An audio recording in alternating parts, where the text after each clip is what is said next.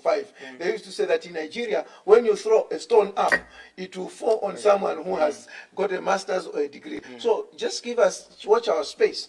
Within this 15 years down the line, when you throw a stone in Zambia, it will be falling on someone who has got a degree, even in the villages. Because all this idea is that we have to decongest ourselves from the cities into the villages. If you go to countries like Zimbabwe, even South Africa, during the time of the festivals, you will find town is almost closed. The people have gone to the rural areas because when they go there, whatever is in the cities is also there. Right. So this is what we are trying to say. And I'll tell you one thing. When we take education that way, people will find means of how to survive and innovations even in the villages to improve the livelihood in there. When you educate a person, they are looking after 20 cows. When they are educated, they can know that these 20 cows, within 1 year, they can give me another 20 calvings. Because now they've gone into education. They can know how to do artificial insemination. They can know how to do everything. And then if you educate them, you teach them not to depend on the rains. Because they're educated, they can know, okay, we can do irrigation, even by just digging those long holes, the long holes, and then you put your maize there. You can harvest your maize even dry, because someone has gone into school and they understand these things. Right. The moisture content and everything. So the education part of it, which is now coming, people may not see the fruits now, but give us just 12 years from those who are starting school now. 12 years, you see how many people are going to be grade 12s who are going to come out super. Let me tell you one thing. You know, when the time we were going to school in Form 1, by that time, people think I'm younger, but anyway, years have gone. Yeah. When I was doing my Form 1, during that time when I was doing my Form 1, I can tell you what was to happen. If you are going to go to a private school, during that time, I don't know whether people can understand that. That time to go to a private school, you have failed. You have failed. You cannot manage into these government schools. We want to reach at a point where I can proudly take my child to a government school.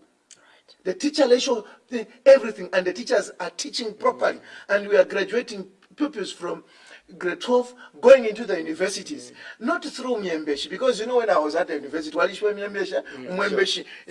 leakage, yes, where you are copying from your friend and then you are passing. But students who are going to pass colors because they are actually have done the grassroots from primary school up to secondary school without their parents having a hassle of trying to say, where do I find the money to pay?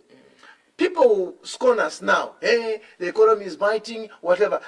Give us those years. You see what is going to happen. Let's talk about still on the education aspect before we come to the economy. You've shared the similar concerns that I've been receiving each time I host your fellow members of parliament. Who have been sharing that the issue of traffic in classrooms is something that needs to be contained. It's something that needs to be managed by the government. All right? Do you think that possibly the implementation of the free education policy was hurried by your government? Because you remember, Honorable Jamba, that even before actually this free education came in, we were battling or grappling with traffic or congestion. The teacher-pupil ratio was a problem even before. And again, it comes, you say free education, meaning that everybody wants to be in school.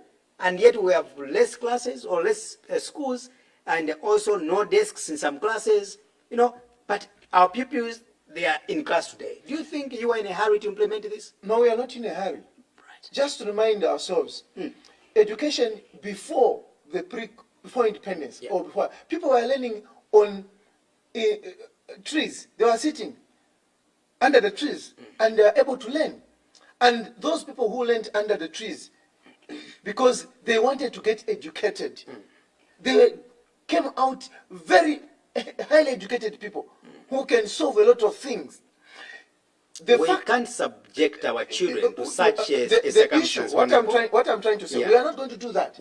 What I'm trying to say is that for us to have those pupils inside the classes with full traffic, it just shows you which one would you be comfortable.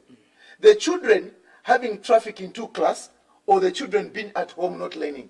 there will be no quality education. There will be no education The- whatsoever. the issue because here these people will never be attended to by a teacher. So it that is- compromises the quality education. It won't even compromise. That's why the Minister of Education is employing. Right. Is employing 30,000. So the question which you are asking, Yeah. it has given us an eye-opener that there are more children who are on the street than children in what? In class. That is, when a challenge comes, what is the solution? Are you going to run away from a challenge because you don't have a solution? No. The solution here is to, one, make sure that you build more schools. From the manner which we are given, let me give an example of